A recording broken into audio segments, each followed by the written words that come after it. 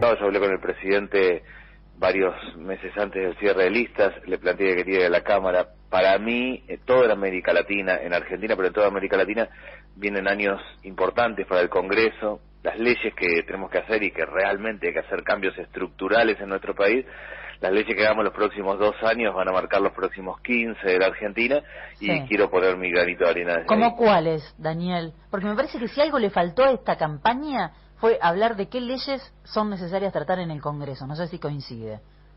Sí, coincido. Yo voy por 3 leyes ahora en diciembre.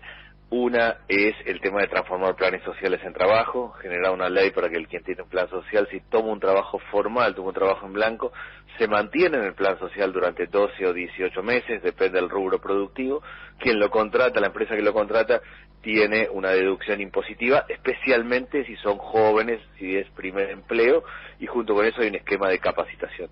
Eso es lo primero, o sea que convive el plan social con la entrada al trabajo formal como un proceso de puente que se va dando entre uno y el otro, y donde hay capacitación y también incentivo fiscal a la empresa que toma a una persona que está en un plan social.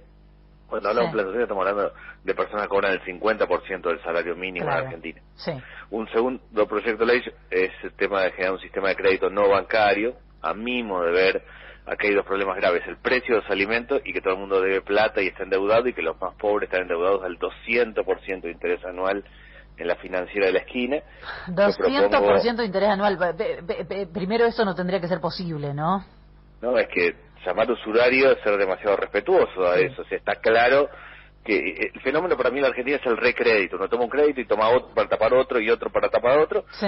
En quien tiene tarjeta de crédito es paga el mínimo y patea para adelante, Claro. y quien no, estamos hablando de los sectores más pobres, es a lo que sea y como sea. Hay 6 millones de personas que trabajan en la Argentina por su propia cuenta, que son gasistas, plomeros, carpinteros, gente que trabaja por su propia cuenta y que no puede acceder a un banco. Yo lo que propongo es crear un sistema de crédito no bancario, con fondos públicos y privados, para dar crédito a tasa del 3% anual para máquinas y herramientas. Es decir, no crédito para el consumo, sino para que el carpintero tenga una sierra circular, o para quien cose ropa en su casa tenga una máquina de coser, o que el panadero de barrio pueda copiar harina, que uno de los problemas que tienen los panaderos de barrio, nunca pueden acopiar harina porque no tienen crédito. Sí. Ese es un segundo proyecto.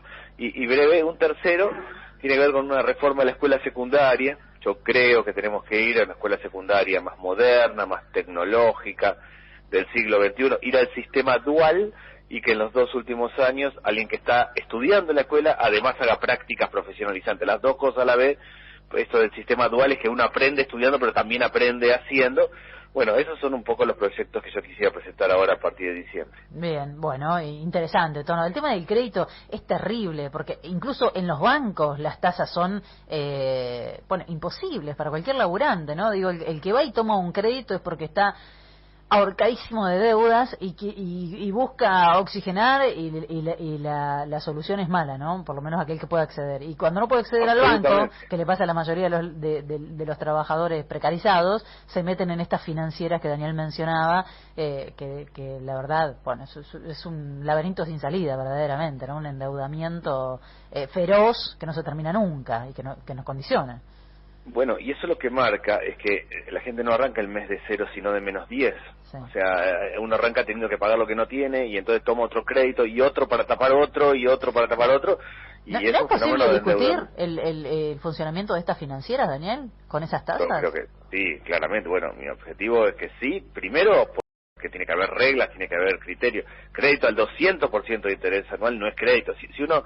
Si un carpintero necesita una sierra circular y toma un crédito al 200%, no está comprando una sierra circular, está endeudándose, complicándose la vida permanentemente. Me parece que hay 2 cuestiones. Una es discutir eso y establecer reglas, pero la otra también es generar un sistema paralelo de crédito al 3% anual, que entonces lo que va a hacer es que todo el resto del sistema se redefina, porque si la persona tiene chance de tomar un crédito al 3%, no va a ir a un financista del barrio, y eso va reordenando. Para mí eso es clave. Yo lo sigo con mucha atención. De hecho, en mi opinión, parte de las crisis que hubo en Chile, donde hubo como mucha movilización y conflictos el año pasado, una parte importante para mí tiene que ver con que fue una revuelta de endeudados, de gente que debe plata con otras realidades en Chile, pero que permanentemente debe plata. Mira vos, bueno, qué detalle, la verdad que son temas importantísimos. El tema de pasar planes a trabajo, bueno, es ambicioso, pero es necesario, y aparte me parece que ahí hay acuerdo de todo el arco político, ¿no? Nadie se puede oponer a esa idea. Hay acuerdo, uno tiene que partir de la base que gran parte de la gente ya está trabajando, en el sentido que el que tiene un plan... cuando hablamos de planes sociales hablamos de 1 millón de personas que cobran el 50% del salario mínimo, que hoy son un poco más de 15 un millón de personas. ¿Cuántos había en el gobierno? Porque fue aumentando esto, ¿no? Digamos, en el gobierno de Cristina, ¿cuánto había? Cuando se fue, 200.000. Sí. No, el gobierno de Cristina terminó con 250.000. Sí. El gobierno de Macri terminó con cerca de 600.000. Después tuvimos el IFE nosotros, que llegó a 9 millones de personas. Fue una cuestión excepcional. Sí. Hoy, en un contexto complejo, tenemos 1 millón de personas que cobran el 50% del salario mínimo, que son hoy un poquito más de 15.000 pesos. Sí. Gran parte de esas personas trabajan, es decir, son gasistas, plomeros, cuidan personas, trabajan de cartoneros, del reciclado, trabajan por su propia cuenta. El esquema es, una parte va a poder conseguir trabajo en blanco, y ahí va eso de traspasar planes sociales de trabajo. La otra parte es esto de máquinas y herramientas para poder desarrollar su propia actividad, que es lo que cada uno ya está haciendo. Bueno, ojalá prospere, la verdad. Todo esto que está mencionando me parece súper interesante, por supuesto lo de las escuelas secundarias también. Daniel, estamos escuchando a Daniel Arroyo, les cuento a los que recién encienden la radio, diputado flamante, diputado electo, ex ministro de Bienestar Social. Ahora le voy a preguntar, de Desarrollo Social, no de Bienestar. Ahora le voy a preguntar un poquito sobre su paso por esa cartera, pero hay temas que parecen pendientes y de los que básicamente no se habla mucho. Probablemente por una cuestión de cómo está distribuido el poder, ¿no? Pero, por ejemplo, la reforma parcial que se había planteado la justicia quedó allí, no se la mencionó más.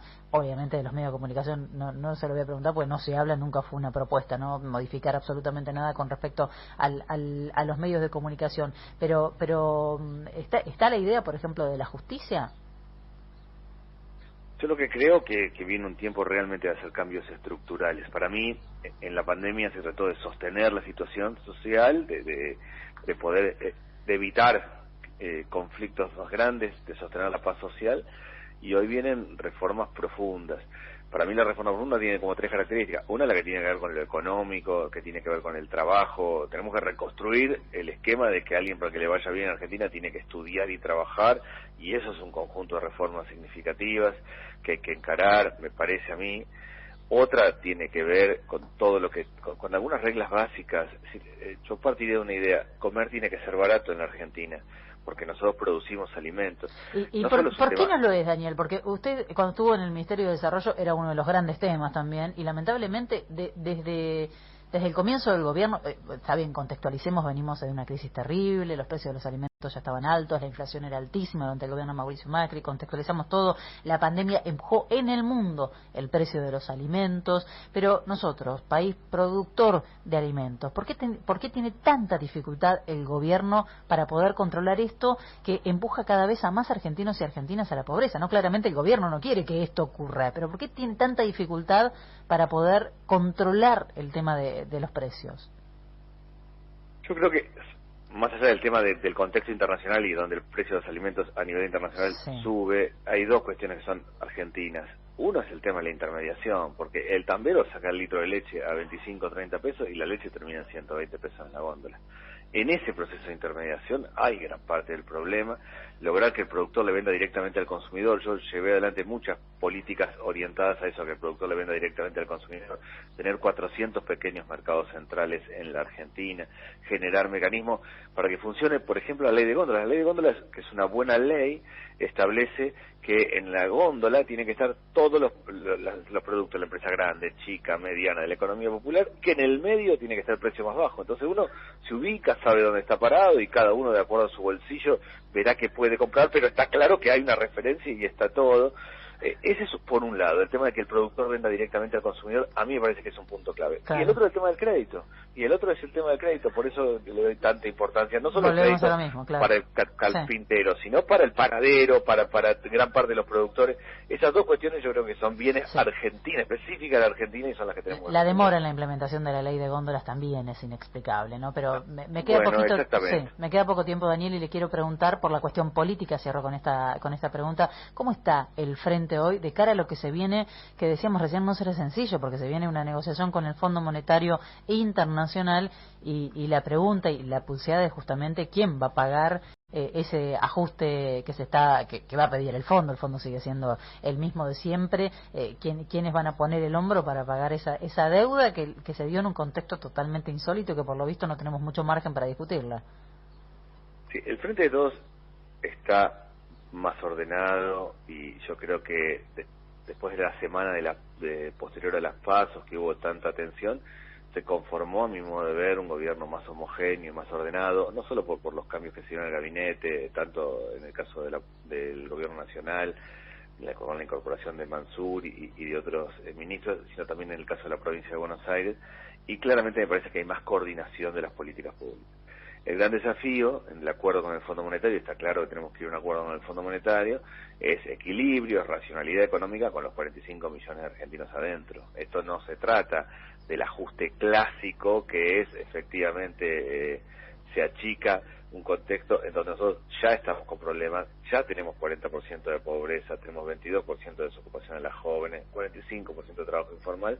Se trata de un esquema en donde, más allá de poder estirar el pago en los años que sea posible y discutir el tema de las tasas de interés con el Fondo Monetario, llegar a un esquema de equilibrio en donde haya racionalidad económica, pero donde estemos adentro los 45 millones de argentinos. Ese es el gran desafío que tenemos.